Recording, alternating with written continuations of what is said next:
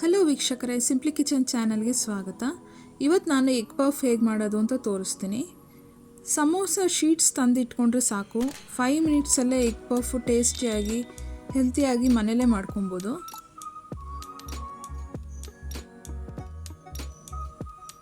Stove on ಮಾಡ್ಕೊಂಡು ಒಂದು PAN ಇಟ್ಕೊಂಡು 3 ಟೇಬಲ್ ಸ್ಪೂನಷ್ಟು ಎಣ್ಣೆ ಹಾಕಿದ್ದೀನಿ. 1 ಕಪ್ಪಷ್ಟು ಚಿಕ್ಕದಾಗಿ ಕಟ್ ಮಾಡಿರೋಂಥ ಈರುಳ್ಳಿ ಹಾಕಿದ್ದೀನಿ. ಅದೇ ಕಪ್ಪಲ್ಲಿ ಅರ್ಧ ಕಪ್ ಆಗೋಷ್ಟು ಕ್ಯಾಪ್ಸಿಕಮ್ನ ಸ್ಲೈಸ್ ಮಾಡಿರೋದು ಹಾಕಿದ್ದೀನಿ. ಇದು ಹಸಿ ವಾಸನೆ ಹೋಗೋ ತನಕ ಹುರ್ಕೊಬೇಕು.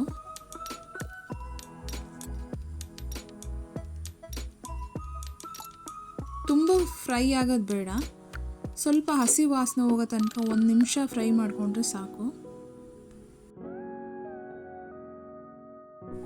1/4 ಸ್ಪೂನಷ್ಟು ಉಪ್ಪು ಹಾಕಿದ್ದೀನಿ.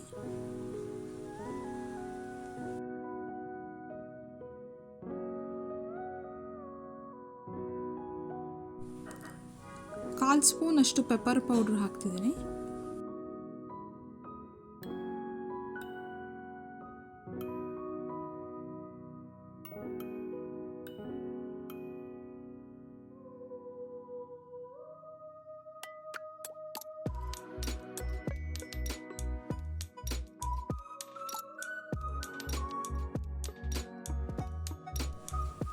ಮುಕ್ಕಾಲು ಸ್ಪೂನಷ್ಟು ಗರಂ ಮಸಾಲ ಪೌಡ್ರ್ ಹಾಕಿದ್ದೀನಿ.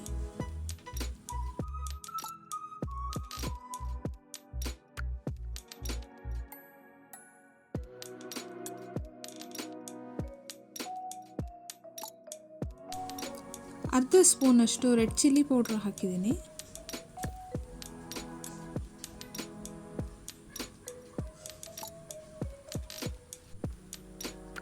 ಅರ್ಧ ಸ್ಪೂನು ಜಿಂಜರ್ ಗಾರ್ಲಿಕ್ ಪೇಸ್ಟ್ ಹಾಕಿದ್ದೀನಿ.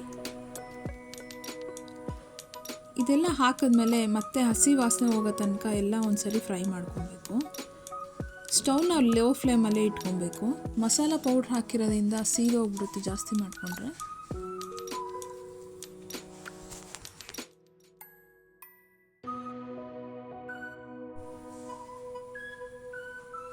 ಇದು ಇವಾಗ ಫಿಲ್ಲಿಂಗ್ ಎಲ್ಲ ರೆಡಿಯಾಗಿದೆ.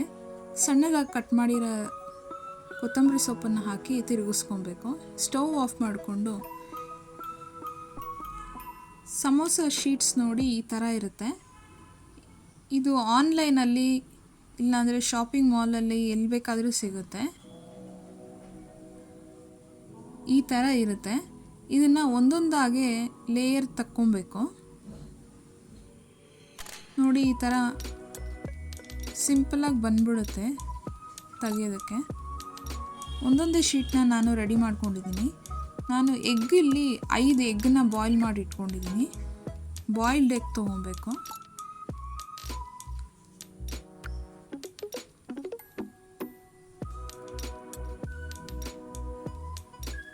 ನಾನು 3 ಸ್ಪೂನಷ್ಟು ಮೈದಾ ಹಿಟ್ಟನ್ನು ತಗೊಂಡು ಸ್ವಲ್ಪ ನೀರು ಹಾಕ್ಕೊಂಡು ಪೇಸ್ಟ್ ಮಾಡ್ಕೊಂಡಿದ್ದೀನಿ. ಮೊದಲು ಸಮೋಸ ಶೀಟ್ಸ್ಗೆ ಸ್ವಲ್ಪ ಎಣ್ಣೆ ಗ್ರೇಸ್ ಮಾಡ್ಕೊಬೇಕು.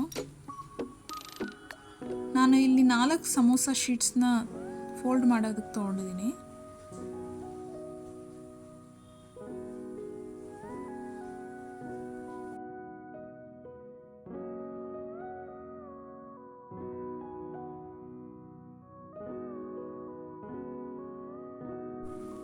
ಎಣ್ಣೆ ಹಚ್ಚಿದಾದಮೇಲೆ ಇವಾಗ ಒಂದೊಂದೇ ಸಮೋಸ ಶೀಟ್ಸ್ಗೆ ನಾವು ಮೈದಾ ಪೇಸ್ಟ್ ಮಾಡಿಟ್ಕೊಂಡಿದ್ದನ್ನು ಹಚ್ಚಬೇಕು. ಸ್ವಲ್ಪ ಹಚ್ಚಿದರೆ ಸಾಕಾಗುತ್ತೆ. ಈ ಥರ ಒಂದ್ರ ಮೇಲೊಂದು ಹಾಕ್ಕೊಂಡು ಎಲ್ಲದಕ್ಕೂ ಈ ಥರ ಮೈದಾ ಪೇಸ್ಟನ್ನು ಪೇಸ್ಟ್ ಮಾಡ್ಕೊಬೇಕು.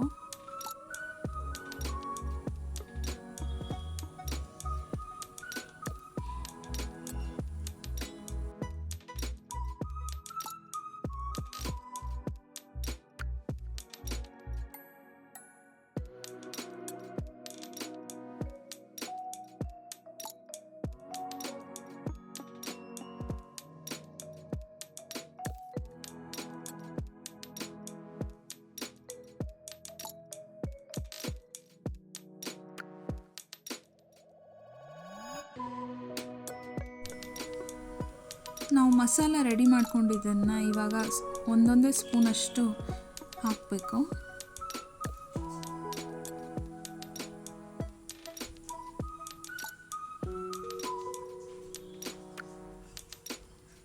1 ಸ್ಪೂನು ಇನ್ನೊಂದು ಸ್ವಲ್ಪ 1.5 ಸ್ಪೂನಷ್ಟು ಹಾಕಿದ್ದೀನಿ. ಅರ್ಧ ಬಾಯ್ಲ್ಡ್ ಎಗ್ಗನ್ನು ಅದ್ರ ಮೇಲೆ ಹಾಕಬೇಕು. ಇದನ್ನು ಫೋಲ್ಡ್ ಮಾಡಿ ಇವಾಗ ಸೈಡಲ್ಲೆಲ್ಲ ಕವರ್ ಮಾಡ್ಕೊಬೇಕು. ಈ ಥರ ಪ್ರೆಸ್ ಮಾಡಿದರೆ ಸ್ಟಿಕ್ ಆಗುತ್ತೆ. ಮೈದಾ ಪೇಸ್ಟ್ ಹಾಕಿರೋದ್ರಿಂದ.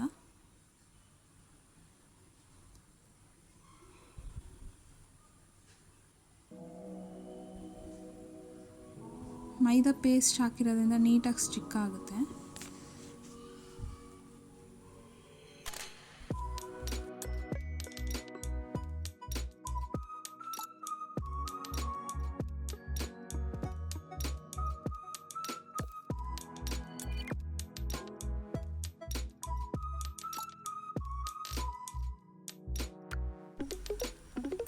ನಾನು ಎಣ್ಣೆನ ಬಿಸಿ ಆಗಕ್ಕೆ ಇಟ್ಕೊಂಡಿದ್ದೆ ಮೊದಲೇ.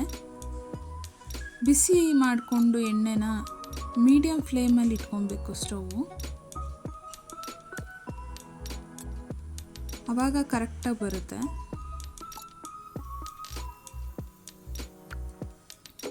ತುಂಬ ಹೈ ಫ್ಲೇಮಲ್ಲಿ ಇಟ್ಕೊಂಡ್ರೆ ಮೇಲೆಲ್ಲ ಸೀದ ಥರ ಆಗಿ ಒಳಗೆಲ್ಲ ಬೆಂದಿರಲ್ಲ. ಅದರಿಂದ ಸ್ಟವ್ನ ಮೀಡಿಯಮ್ ಫ್ಲೇಮಲ್ಲಿ ಇಟ್ಕೊಂಡಿರಬೇಕು.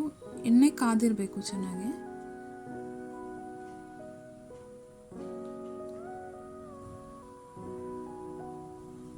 ಇಷ್ಟು ಕಲರ್ ಬಂದರೆ ಸಾಕು.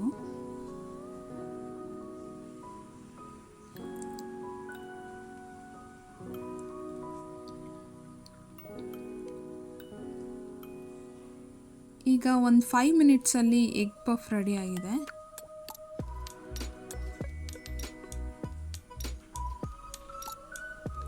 ಲೇಯರ್ ಆಗಿ